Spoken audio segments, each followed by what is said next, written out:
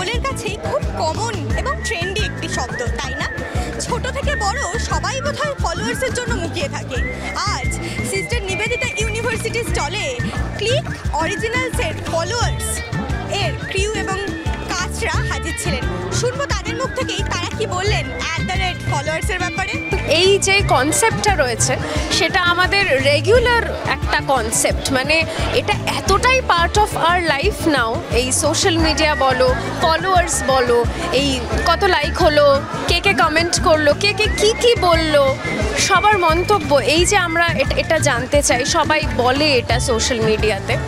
তো এই সব কিছু নিয়েই এটা কত দূর যেতে পারে একজনের লাইফ ইনফ্লুয়েন্স করার জন্য, এই সব কিছু নিয়েই কিন্তু আমাদের সিরিজটা। আমাদের দৈনন্দিন জীবনে এখন আমাদের সোশ্যাল মিডিয়া একটা বিশাল পার্ট প্লে করে। It is almost like we cannot live without it. আমরা সারা দিন ধরে কি করছি, সারা দিনের আমাদের কাজকর্ম যতটা আমাদের কাছে এসেনশিয়াল অতটাই এসেনশিয়াল সেটা নিয়ে সোশ্যাল মিডিয়াতে পোস্ট করা।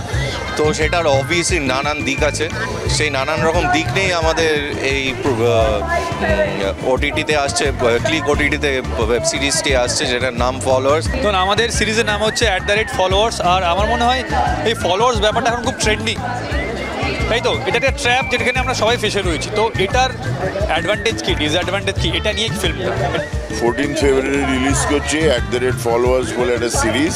ওই এখন সোশ্যাল ট্রেন্ড যেটা ফলোয়ার্স বাড়ানো, সোশ্যাল মিডিয়া, এই বিষয়টা নিয়েই করা। তো আশা করি আপনাদের সবার ভালো লাগবে। 14ই ফেব্রুয়ারি ভ্যালেন্টাইন্স ডের দিনই মুক্তি পাচ্ছে ক্লিক অরিজিনালসের @ফলোয়ার্স। দেখতে ভুলবেন না কিন্তু।